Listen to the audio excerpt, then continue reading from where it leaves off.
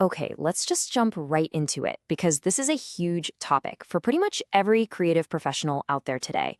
We are living in a time where AI is just completely rewriting the rules of design.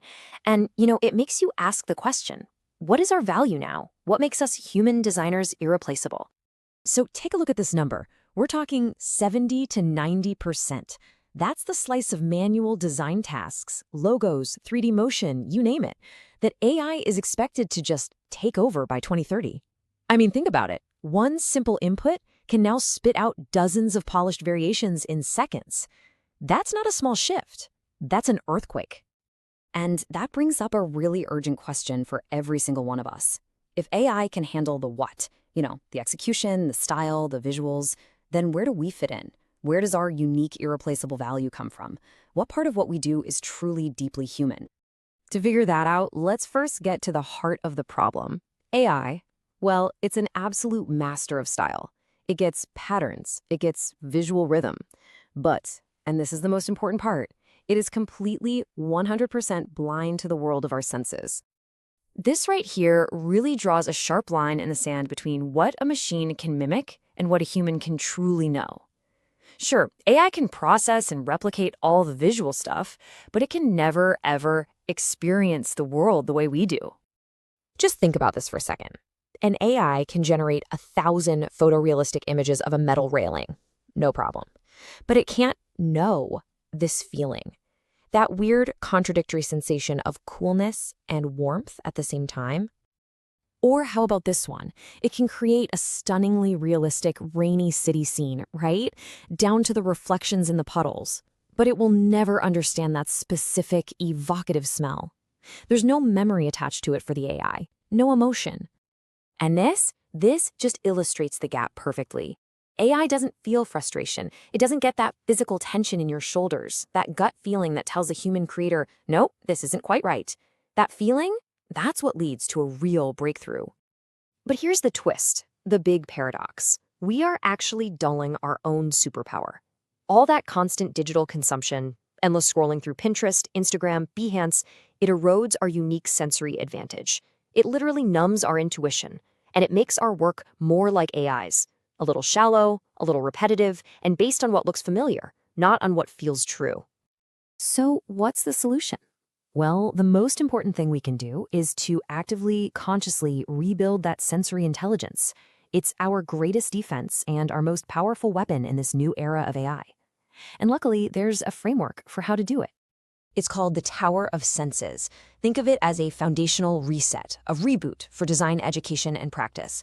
It's all about systematically reconstructing our sensory system to get back that knowledge that makes us human designers in the first place. Now, this isn't just some abstract concept. It's a structured path with 4 really powerful pillars. We're going to focus on the first 2, which are all about detoxing from the digital world and reconnecting with the physical one. The other 2 pillars get into applying this new sensory knowledge and, well, learning how to fail better. But let's start with that detox. The first pillar is a 100-day digital detox. And yeah, that includes AI fasting. Now, the point isn't to punish yourself or go live in a cave. It's about realignment. It's about taking back control of your own judgment from the algorithms and just rebooting your personal internal compass for what good design actually is. Okay, pillar number 2. This one involves experiencing 100 different materials. And again, you don't have to become a master craftsman. The goal is to just feel, to handle steel and wool and clay and bamboo. It's about building a personal internal library of sensations, a private archive that AI will never, ever be able to access. Look, I get it. A 100-day detox is a huge commitment. But you can start building the foundation for your own tower of senses right now, today. So here are 4 of the 7 key habits you can start working into your life immediately. 1 smartphone-free day every week. Seriously, it's probably the easiest and most effective way to just reset your mental speed, slow down your perception, and let your senses actually notice the world around you again. Next, try this, a 10-minute object observation sketch every day. Just pick any object, a coffee cup, a leaf, a key, and sketch it. The point is not to create a masterpiece. It's just to relearn how to truly see it. its form, its texture, the way the light hits it.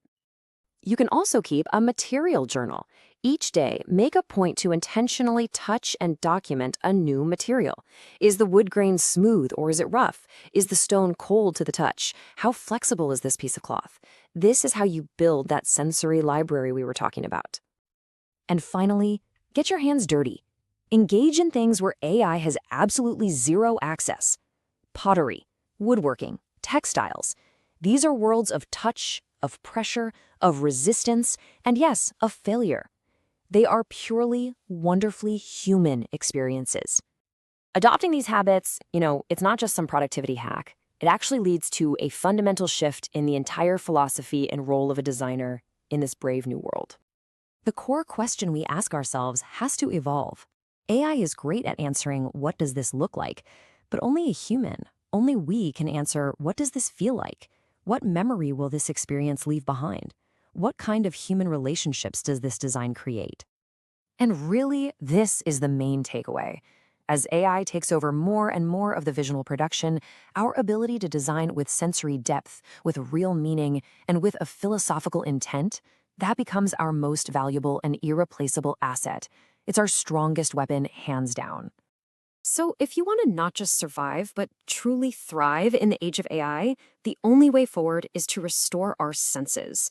This whole digital detox idea isn't just a trend, it's the starting line. And that leaves us with one final thought to really chew on. In a world that is absolutely saturated with visuals, what will you choose to feel first?